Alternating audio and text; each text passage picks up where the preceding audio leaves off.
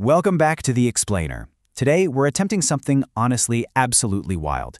We're going to take one of the most massive, catastrophic events in all of human history, World War I, and trace it all the way back to a single, absurdly mundane, and frankly, pretty gross action. I know, it sounds completely impossible to link a global conflict to a bathroom habit, but the research is actually all there. There is a distinct, verifiable paper trail, and we're going to walk through exactly how it happened. All right, let's just dive right into it. When we study history, we usually look for the big, sweeping events, right? But human history isn't just one thick string of inevitable events. It's this massive, highly complex tapestry. And for this explainer, we aren't looking at the big picture. We're looking for the thinnest, smallest, most seemingly insignificant thread that started it all. We want to find the absolute smallest event that had a direct link to kicking off the First World War. Now, to understand how one of the greatest human tragedies could be initiated by something absolutely ridiculous, we first need to get on the same page with this crucial concept, the butterfly effect. You probably know it from pop culture, like those movies about time travel where a guy steps on a bug in the past and completely changes the future. Well, the core idea is that tiny, micro-level changes can and will balloon into massive, world-altering changes down the line. We're going to see if millions of lives were ruined just because some random guy somewhere did something incredibly mundane. Part 1. The Spark of War. Let's start with what we already know about the beginning of the Great War and start peeling back the layers from there. If you crack open any history textbook, you'll see the historically recognized causes of World War I laid out. You've got Serbian nationalism, deep conflicts over European alliances, expansionism, and, of course, the assassination of Archduke Franz Ferdinand. But while historians love to focus on those large-scale societal conflicts, the butterfly effect? It relies on personal events. So we're going to push those broad geopolitical concepts aside for a minute and focus entirely on a very personal event of murder. Specifically, the assassination of Archduke Franz Ferdinand, who, just for the sake of keeping things moving, we're going to call Ferd. Let's look at the actual assassination. Serbia and Austria, they absolutely hated each other at the time. Their relations were famously rocky. Ferd was eventually killed by the Black Hand, which was a nationalist group from Serbia who fiercely opposed Austria. Their goal with this assassination was to deal a massive blow to Austria and loosen their grip on Bosnia, basically hoping this single act of violence would inspire others to rebel. Ferd's death was essentially the match that lit the powder keg between these two nations, eventually dragging the rest of the world into the conflict. Part 2. The Accidental Heir. But to find our root cause, we have to keep going backwards. We have to ask the obvious question here. Why Ferd? Why was he the one killed? I mean, sure, maybe people were just extremely jealous of his totally tubular mustache, which was pretty epic, let's be honest, but the accurate and admittedly kind of boring reason he was targeted is simply that he was the heir to the throne of Austria. If he wasn't the heir, the Black Hand literally wouldn't have cared about him, he wouldn't have been killed, and World War I might have been entirely prevented.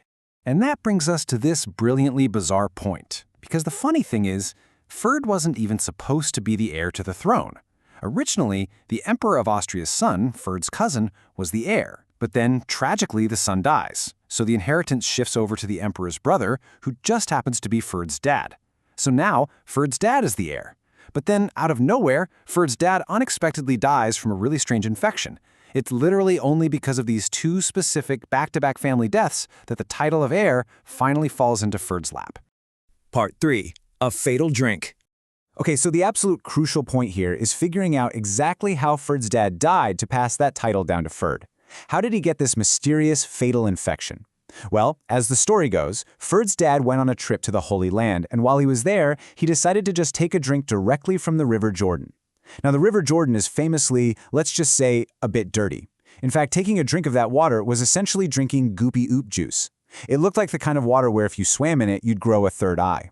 He didn't grow a third eye, obviously, but what he did get was a massive fatal infection that ended his life shortly after. The delirious medical research behind this exact infection is where things get staggering. The specific disease that Ferd Sr. died from was typhoid, and the medical reality of typhoid is absolutely wild. The only way to contract typhoid is by ingesting infected material, specifically human waste. Furthermore, typhoid is exclusively carried by humans. As far as we know, it literally cannot be carried by animals. That means the bacteria in that river water absolutely unequivocally had to come from another human being. Part 4. The Ultimate Root Cause. We have finally reached the end of the paper trail, narrowing our focus all the way from global geopolitics down to a single, microscopic bacterium in a river. But before we reveal the final puzzle piece, I really want you to think about this number. 15 million. This is the staggering, heartbreaking number of deaths caused by the First World War. 15 million lives ended, entire empires shattered, and the map of the world rewritten forever. Keep that immense scale in your head as we consider the exact event that set all of this into motion. Because typhoid is strictly human-born, it means that some completely unknown person out there either washed their hands in the river, washed their bottom in the river, or just straight up relieved themselves in the river. Some way, somehow, that specific bacteria from a human's waste got into the River Jordan. So somewhere out there in the annals of history, there is an anonymous person who went to the bathroom, contaminated a river, and completely unknowingly initiated a chain reaction that resulted in 15 million deaths. Let's recap and see how this builds, step by inevitable step. Day 1, a stranger's waste contaminates the River Jordan. Sometime later, Ferd's dad visits the Holy Land, drinks that exact infected river water, and dies of typhoid. Following his death, his son, Argai Ferd, accidentally becomes the heir to the Austrian throne. Because he's now the heir, years later, Serbian nationalists target and assassinate him. And as a direct result of that assassination, the alliances trigger, the armies march, and World War I begins. It's like a giant puzzle. A dirty river leads to a fatal infection, which creates a new heir, who becomes the target, kicking off a global war. When you look at history through the lens of the butterfly effect like this, it completely changes your perspective, doesn't it? It leaves you wondering about the sheer fragility of our timeline. I mean, if that one person had just found a different place to go to the bathroom, 15 million people might have lived.